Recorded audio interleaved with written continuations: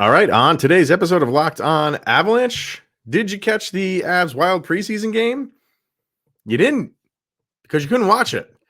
What's up with that? We'll talk about that and the season preview for Mikko Rantanen on today's episode of Locked On Avalanche coming at you. You're Locked On Avalanche, your daily podcast on the Colorado Avalanche. Part of the Locked On Podcast Network, your team every day. All right, everybody. Welcome to the Locked On Avalanche podcast. We're part of the Locked On Podcast Network, your team every day. I'm your host, Chris Maselli. With me, as always, Mr. Shaggy Von Doom, Kyle Sullivan. Thank you for tuning in, making this your first listen of the day. That's always appreciated. Make sure to follow us on our social media outlets, LOPN_Avalanche on Twitter, X, Locked On Avalanche on Instagram. Questions, comments, concerns, and opinions, Locked On Avalanche at gmail.com. And follow us on our YouTube channel over on YouTube. Hit subscribe, get notified when a new show goes live, and definitely subscribe to our subtext. Link to that is in the show notes below. Subscribe, chat with Kyle and I one-on-one. All right, if you're watching over on YouTube, there is our rundown. We will get to a season preview of Mr. Mikko Rantanen.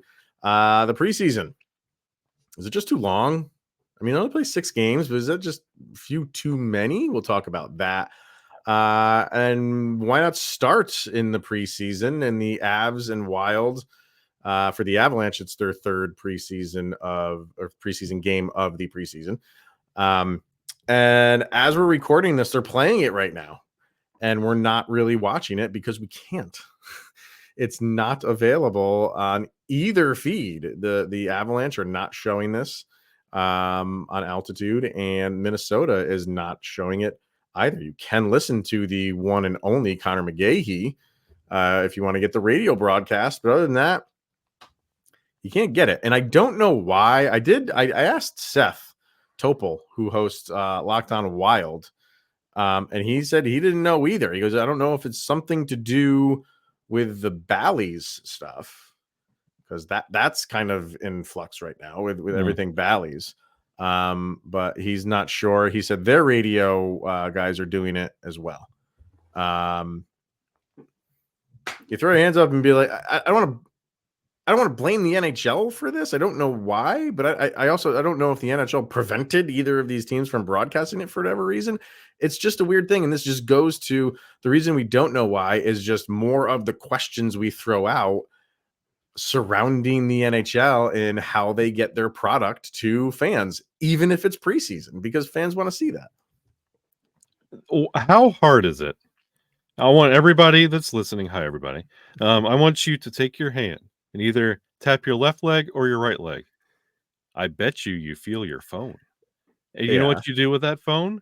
You could pull that phone out and you could go to Facebook Live. You could go to X, Twitter Live. You could probably stream this game and save the NHL a lot of problems. Because you were talking with Gio about how the league doesn't talk to, this new generation of fans. And they don't really do a good job with the fans they currently have established. What better tease than, hey, hockey's back, baby, preseason action. Here you go. Here's your first 2 games. And by the way, you're not going to be able to watch the third. We're just going to play it for everyone that's here. And it's like it never happened. It is the most mind-boggling thing when it comes to this game of hockey. Yeah, and what you said, I don't know if this is an NHL thing or a television rights thing, but this is where the teams themselves, Minnesota and Colorado, need to get their social teams, get a camera, and just live stream it from their Facebook account. And just say, here you go. If you really want hockey, here you go. Colorado Avalanche Facebook, it's right there if you want it. Yeah, I think I'm glad you brought her conversation up with me on that episode a couple of days ago. If you haven't listened to that, definitely go check that out. It's just from earlier this week. And that was one of the things we talked about was just blackouts and ways to consume the product. And I genuinely hope it's not like the league stepping in here in some way and saying like, you can't broadcast that game. It's just, Seth's maybe onto something on the Wild side of the Bally's stuff. I genuinely don't know, but the Bally's things have nothing to do with altitude. and altitude, that's their cash cow, right? Is showing Avalanche games, showing Nuggets games. So for them to not do it, is something else going on altitude that they had to show? Is it just things are lining up where it just couldn't happen for either side, and that's just the randomness of it and just the coincidence of it? Or is it something bigger here where the league is just like, can't show it for whatever reason? And that's where the bigger question comes into play. And going back to that conversation that you had about the regional sports, like, this is what you do. You better not have it to where you schedule like the hype around preseason. It's not like you're getting excited about the Rockies or anything going on with the Broncos right now. Why not put on some Colorado Avalanche hockey? How hard is that? And Chris, do you remember, like, it was like 2 or 3 years ago, before we recorded an episode, we watched a live preseason game between the Avs and the Wild, where it was just one static cam on the ice the whole game, and they just broadcasted the radio broadcast. And that's how we watched that game. And that was like the rookie camp. Yeah. Similar to that. Yeah. Like, how hard is that? Why is this something that you're not giving your fans? And what is the benefit of not giving it to the fans? Even it would be kind of embarrassing for a professional preseason league to have that camera set up. But at this point, it's better than nothing, I guess. You know what I mean? Like, I'll take something over nothing. At some point, the league is just going to have to address this stuff because, fans want to consume this stuff. Fans are excited for hockey to be here. And yeah, there's a large section of people that don't really care about the preseason. I get that, but there is a big section that do. And I think they really need to, things need to start changing for the NHL in terms of making it accessible. And, streaming it's not the future, it's the now. Yeah. And you saw Vegas do this, right? Vegas just announced, and I did touch on this with Gio, actually. Vegas just announced a streaming service that's available to it's like good and it's bad. Like, it's good because they're announcing a streaming service. Great. It's still only available to the people in that region. So it's not like, if you're on the other side, if you live in North Carolina and you're not a Hurricanes fan and you're a Vegas fan, you still can't get this. That stuff I just don't understand. This is a global game, and you have fans in every corner of the globe. So you clearly have fans in every corner of the nation. Make it available to them too. Well, you are also talking to Colorado Avalanche fans who can still not watch Avalanche games on Comcast in the state of Colorado, right? That I was about to flip it around. Like, we were talking about, like, Avalanche Altitude would love to broadcast this game, but this also reminds all the fans, like, that only get to watch preseason hockey, that when the regular season comes around, like, that's it. You're going back to pirating the games and listening to it. Like, it's kind of like a reminder that, oh yeah, we still have that problem going on. It's almost embarrassing, and it's just, you would think in 2023 we'd be past this, but here we are. I thought when the NFL went to YouTube TV with the Sunday Ticket, that was the start of that's a streaming service technically, right? So you heard all these things that YouTube TV might want to do, and the only thing that they really did, which is great, is you get like the 4 games on one screen. That's cool. Word was that, and it still might come, I don't know if it's gonna be next year or the year after, you might get to subscribe to just one team, and you don't have to get the entire package. If you don't care about whatever is going on in the rest of the league, you just want to watch your team, you can do that. That has been something that I've been screaming that every sport should do for a very long time. You know who does do it, Kyle? The AHL. You can buy a streaming service you can buy the AHL streaming product, and they have tiers. You can get the full shebang and get every single team, every single game. You can buy just the home games of a team, of all the teams. You can buy just the away games of all the teams. or you can buy a single team. Why in the world are we doing this at the AHL level, which is signed off on by the NHL, but the NHL level can't do it? It's baffling to me why it's happening. There is a league doing it, and it's the league just below the NHL, and the NHL won't do the same thing. You're also asking a lot of a league that decided we're going to have an outdoor game, but then forgot that the sunshine melts ice. There's no comeback from that. I have no response to that one. So it is 3-1 right now. The Avs, it's a tale of two teams going up right now, and I am going to touch on that along with the preseason as a whole. Is it too long? We'll talk about that next. But first, we're going to talk about DoorDash, and this is one of Kyle's favorites. His services out there, and I will say that my wife and I have used this as well. And I'm the guy. I actually like going grocery shopping. Right, I enjoy it. Have kids though, and it's not so enjoyable. So I'm telling you, it cuts down on time. It cuts down on temper tantrums. It cuts down on your bill because you don't have to go through every single aisle and the kids wanting this and wanting that. And before you know it, you're spending twice the amount that you wanted to because they're there with you. Yeah, and it's perfect for ordering right before you leave work, and it's there right by the time you get out of the shower on the doorstep. You're good to go. Can't beat it. You've trusted DoorDash to deliver your restaurant favorites, and now you can get groceries delivered to your door.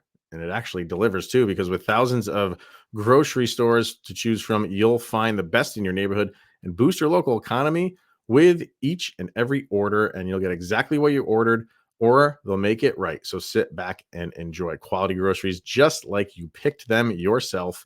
And if you want even more value, you can save on all your groceries and restaurant favorites with a $0 delivery fee on all eligible orders with a Dash Pass membership. So you get 50% off of your order, your first order, the DoorDash order, up to $20 value when you use the code LOCKED at checkout. Limited time offer and terms apply. Don't forget that code is LOCKED for 50% off of your first order with DoorDash. All right, so like we said, the Avalanche are playing right now. I think the third period just started, and they're losing 3-1. But the rosters right now for these two teams are complete and total opposites, and that's fine. I'm not saying like Minnesota's putting up more of their everyday players just to get a win over the Avalanche in the preseason. No, they want to see some things that's going on with their team as well. But the thing I find interesting, Kyle, is that there's a rule in the NHL for preseason that you have to play at least 8 veterans. And a veteran is they consider it for the preseason. I think it's like only 30 games.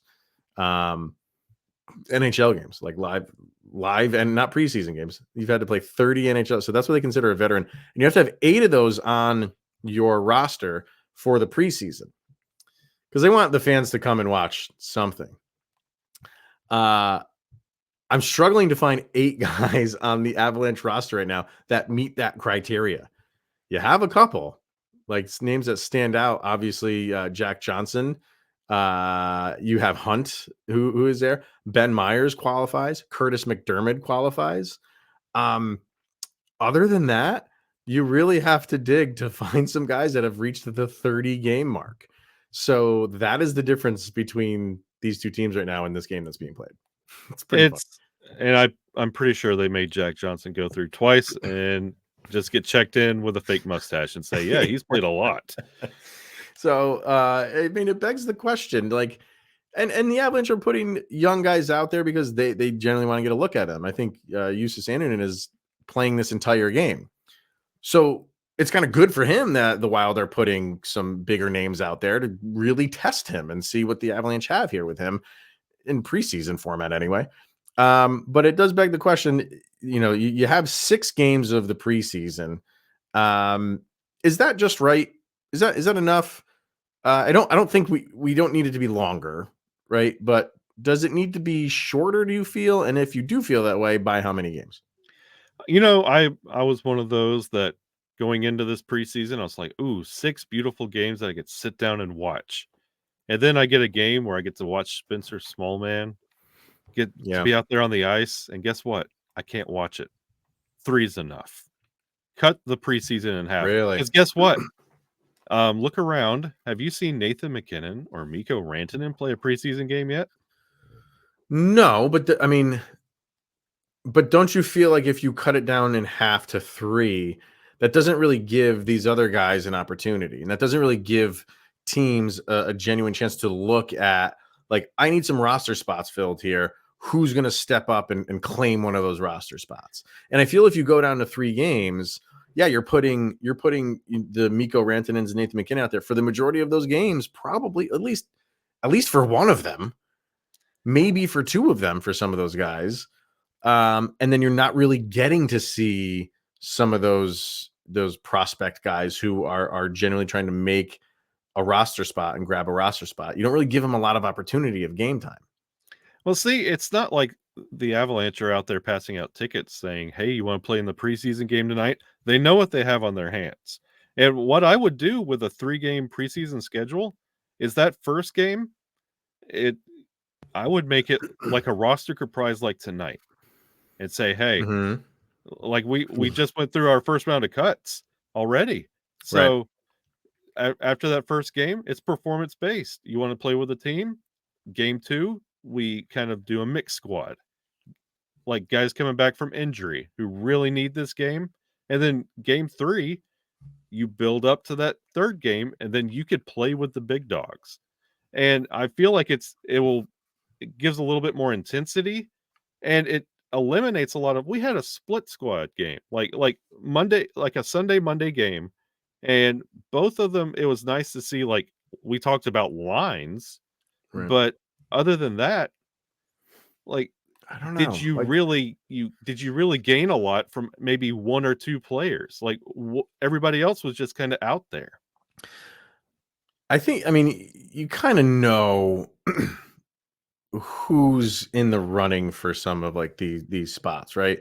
So like I don't think that you need 6. Yeah, because But I if you don't can't think figure it out in 6, you figure it out in 9, 12, 18? Like, how long no, are but I you think gonna you get a good can. look? But I think you can figure it out in 6. That's my point. I think you can. I think you can figure it out in 5. Hmm? So I would almost like get rid of 1 game. Make it a nice even 5.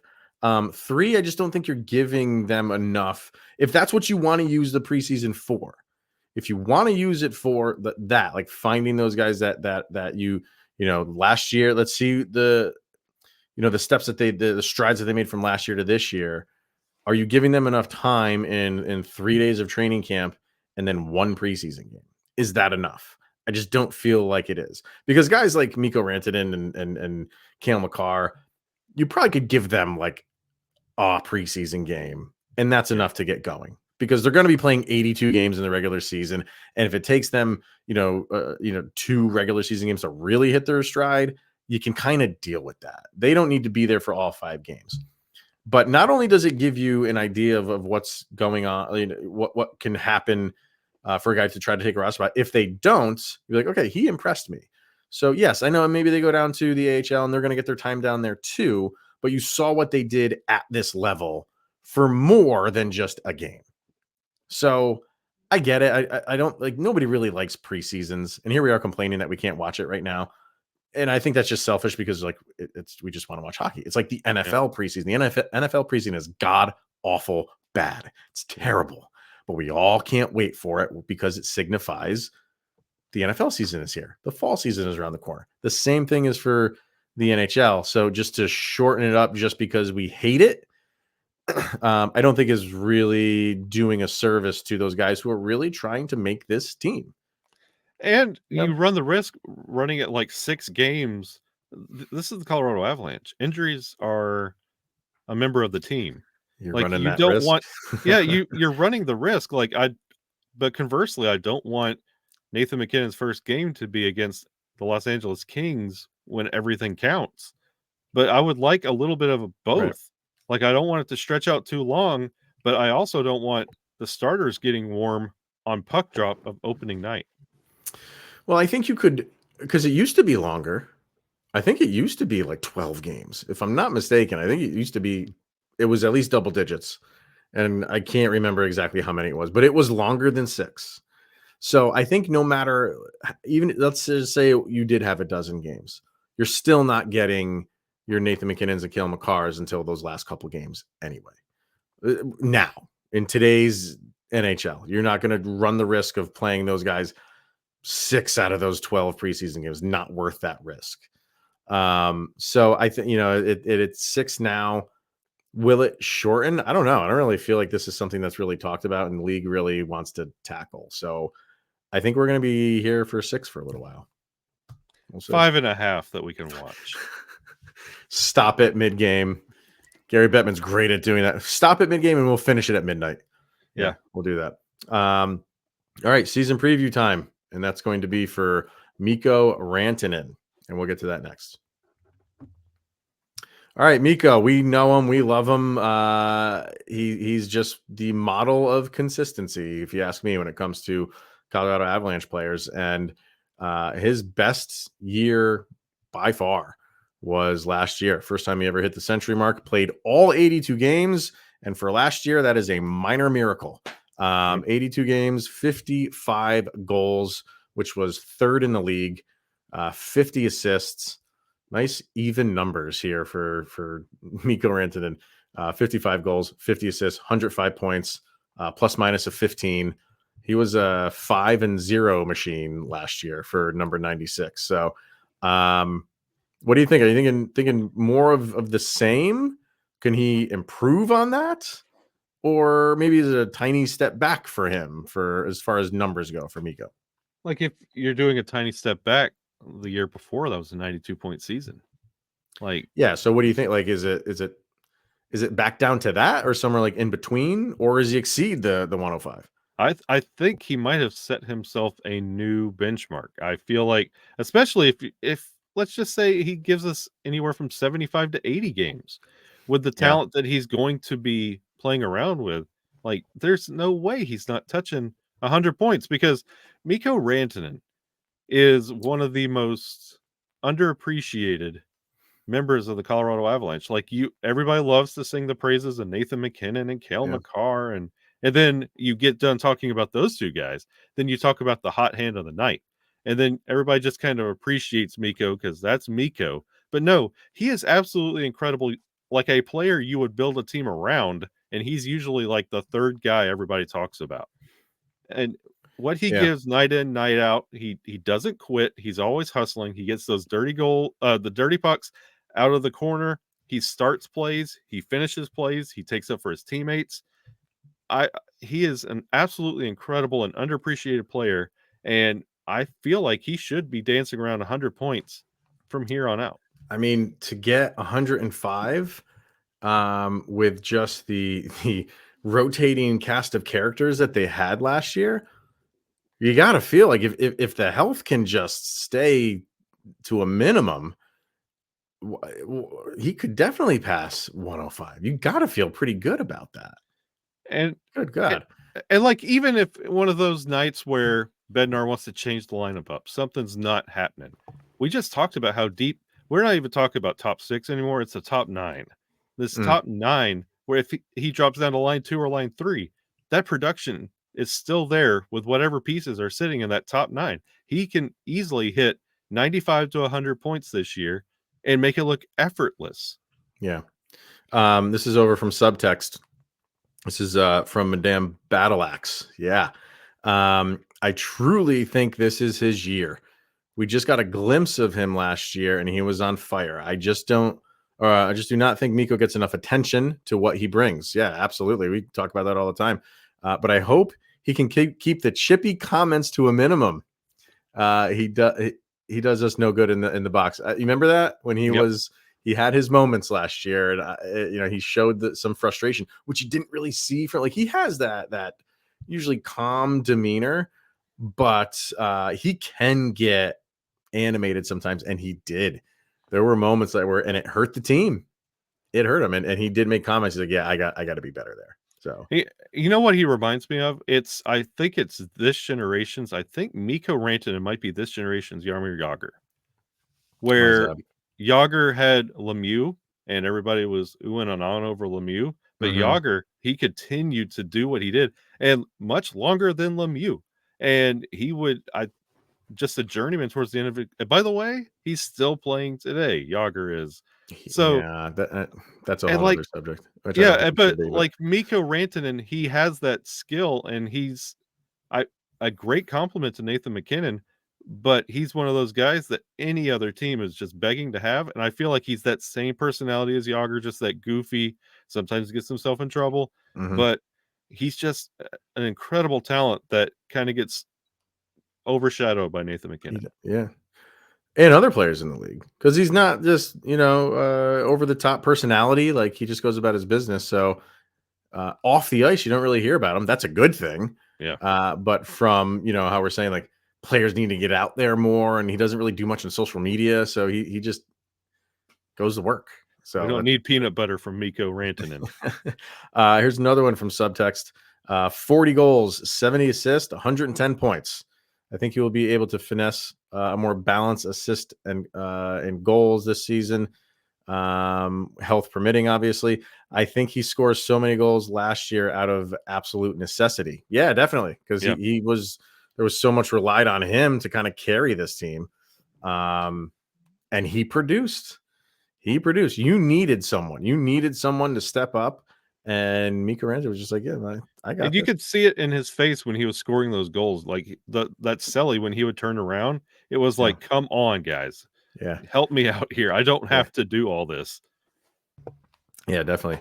And one last one. This one's from Vargar, our boy Vargar. Yeah, I think Mikko gets 60 goals, and he's on the 110 point train as well. 110 points. So that's 5 more goals than last year. Okay, well, I'll buy.